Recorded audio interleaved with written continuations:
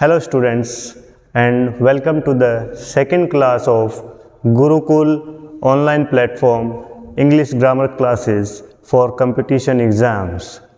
तो आज हम शुरू करने जा रहे हैं वे सब टॉपिक्स जो मैंने आपको पिछली क्लास में बताए थे, जो कि हमारे कंपटीशन एग्ज़ाम्स में बहुत ही ज़्यादा इम्पोर्टेंट हैं और उनको हम हर क्लास में कवर अप करेंगे। तो जो सबसे पहला जो टॉपिक है वो अपना रहेगा पार्ट्स ऑफ स्पीच।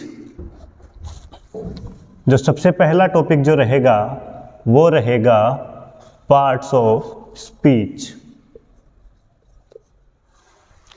तो कुछ ज़्यादा डिटेल्स में ना जाके पहले हम छोटी छोटी बातें कर लेते हैं, और जब हम छोटी छोटी बातें करेंगे तो बड़ी बातें तो आप अपने आप ही बना लेंगे। तो जो सबसे पहले हम पार्ट्स ऑफ स्पीच में जो टॉपिक करेंगे वो होगा नाउन।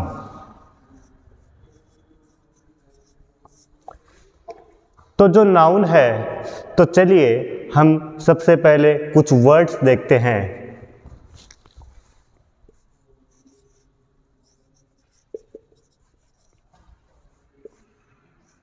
Manish, Apple, ball. तो ये जो आप वर्ड्स देख रहे हैं, ये जो वर्ड्स हैं इन्हें हम नाउन कहते हैं। नाउन की डेफिनेशन देखी जाए तो नाउन होता है किसी भी व्यक्ति का नाम, किसी भी वस्तु का नाम, किसी भी जगह का नाम, any name of a person, name of a fruit, और ये जो है ball name of a thing हो गया। नेम ऑफ अ प्लेस देखेंगे तो दिल्ली हो गया। Name of a another place देखेंगे तो जयपुर हो गया। तो ये जो नेम्स हैं इन्हें हम नाउन कहेंगे। तो ये नाउन के बारे में अपने को एक ओवरव्यू हो गया कि नाउन क्या होता है। तो अब इसके बाद हम कुछ और वर्ड्स देखते हैं। तो चलिए हम कुछ और वर्ड्स देखते हैं। तो जैसा कि मैंने आपको बताया था, पार्ट्स ऑफ स्पीच में 8 प्रकार होते हैं, 8 टाइप्स होते हैं, जिनको हम थोड़ा थोड़ा आज समझेंगे। फिर आने वाली क्लासेस में इन सभी पार्ट्स को हम डिटेल में पढ़ेंगे। तो जो नाउन के बाद में जो अपना जो पार्ट्स ऑफ स्पीच आता है वो होता है प्रोनाउन।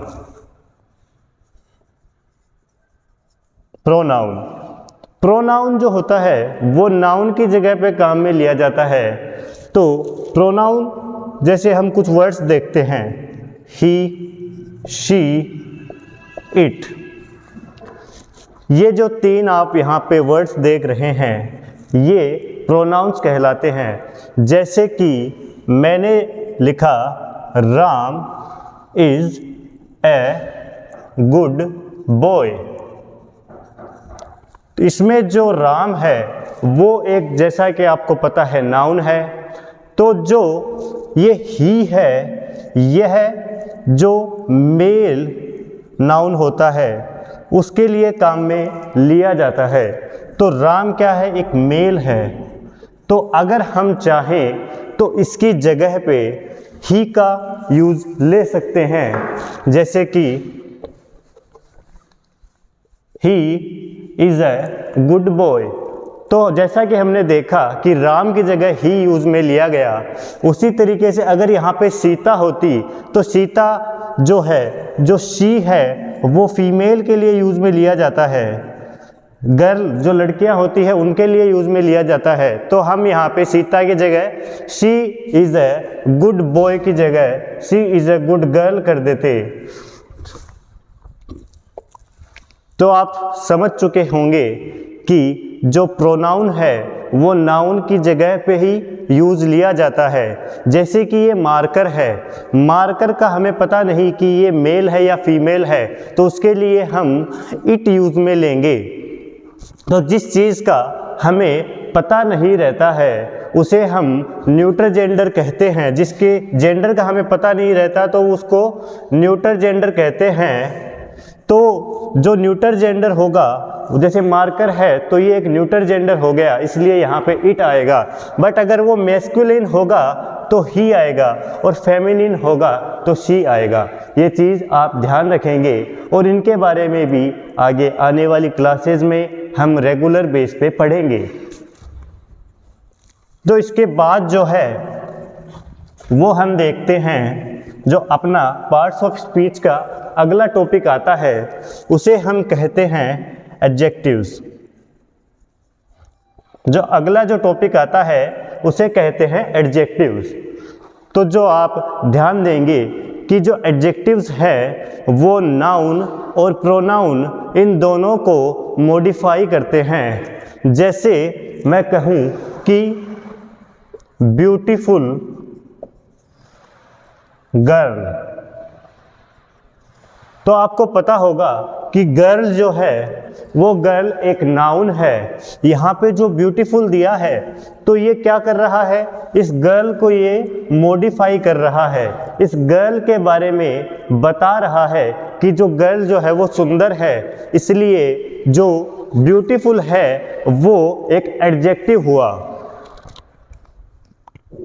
और एडजेक्टिव्स के बारे में भी हम आगे आने वाली क्लास में एक सेपरेट टॉपिक के रूप में पढ़ेंगे।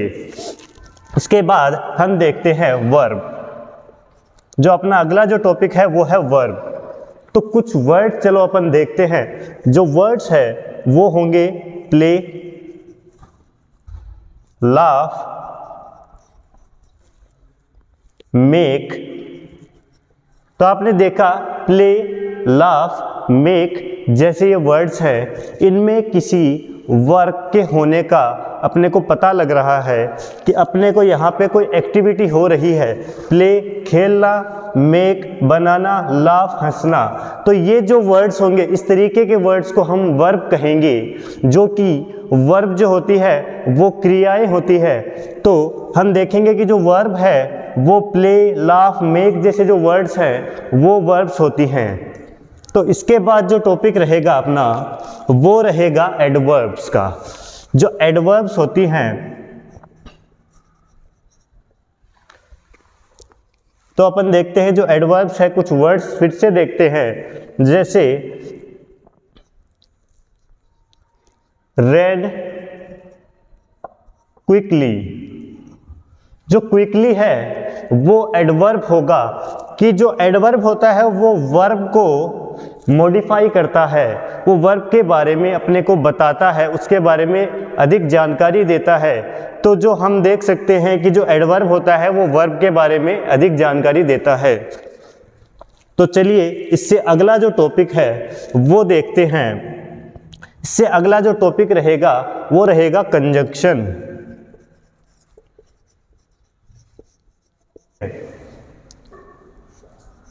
He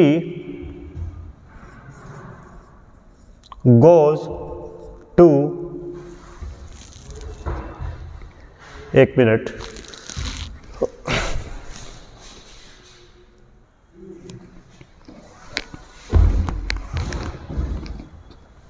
तो जो कंजंक्शन रहेगा, कंजंक्शन में हम देखते हैं he goes to market but she goes to school। तो जो बट है वो एक कंजंक्शन है। जो कंजंक्शन है वो वर्ड्स को जोड़ता है, फ्रेजेस को जोड़ता है और सेंटेंसेस को जोड़ता है। इसके बाद जो अपना टॉपिक रहेगा, जो पार्ट्स ऑफ स्पीच का अगला टॉपिक रहेगा वो होगा प्रीपोजिशन। तो चलिए एक सेंटेंस देखते हैं। The book is on the table। तो यहाँ पे जो on है वो एक प्रीपोजिशन रहेगा। हमेशा ध्यान रखें, प्रीपोजिशन हमेशा नाउन के द्वारा फॉलो किया जाता है। The preposition is always followed by the noun. तो जो नाउन है वो रहेगा द टेबल। जो टेबल से पहले जो ये वर्ड आ रहा है ऑन, ये एक प्रीपोजिशन है। तो इसके बारे में भी हम डिटेल में एक सेपरेट टॉपिक में हम पढ़ेंगे। जो अपनी आने वाली गुरुकुल ऑनलाइन क्लासेस का जो प्लेटफॉर्म रहेगा उस पे हम आने वाले उसमें पढ़ेंगे। अभी जो अगला टॉपिक होगा वो होगा इंटरजेक्शन। तो स्टूडेंट्स कुछ वर्ड्स मैं आपको देने वाला हूँ जिसे आप देख के पता लगा सकेंगे कि ये इंटरजेक्शंस हैं। जो पहला वर्ड होगा वो होगा अलास, सेकंड होगा ओ, थर्ड होगा hurray. Alas she died. Alas जो इंटरजेक्शन होगा उनमें हमेशा एक्सक्लेमेशन मार्क लगेगा। ये आप इन्हें देख के पहचान सकते हैं कि ये इंटरजेक्शंस होंगे। इसमें किसी सडन फीलिंग के बारे में बताया जाता है। तो जैसा कि हमने देखा कि जो अपना पार्ट्स ऑफ स्पीच टॉपिक है उसके अंदर उसके जो सब टॉपिक्स हैं वो है पहला नाउन, दूसरा प्रोनाउन, तीसरा एडजेक्टिव्स, चौथा वर्ब, पांचवा है जो एडवर्ब, छठा है जो कंजक्शन, सातवां है वो प्रीपोजिशन और जो आठवां है वो है इंटरजेक्शन। तो स्टूडेंट्स मैंने आपको बताया कि जो अपना पार्ट्स ऑफ स्पीच है उसमें टोटल 8 पार्ट्स रहेंगे जिन्हें हम आगे आने वाली क्लासेस में डिटेल में स्टडी करेंगे और हर एक को सेपरेट टॉपिक में हम आने वाली क्लासेस में हम इन टॉपिक्स को डिटेल में पढ़ेंगे। तो मुझे विलियम शेक्सपियर का एक कोट याद आता है जिसमें उन्होंने कहा है कि if you are true to yourself you can not be false to anyone. तो इसका जो मतलब है वो रहेगा कि अगर आप खुद के लिए सच्चे हैं तो आप किसी के लिए झूठे नहीं हो सकते। तो मेरे कहने का मतलब है कि आप अपने आप से सच्चाई बरतें, अपनी जो तैयारी है, अपनी जो प्रिपरेशंस हैं उन्हें बड़ी ही ट्रूली आप उन्हें करें, अपने मन से करें ताकि आप कहीं पे भी फॉल्स ना दिखें, कहीं पे भी झूठे ना दिखें। Thank you and have a nice day and stay tuned to the Gurukul online English classes.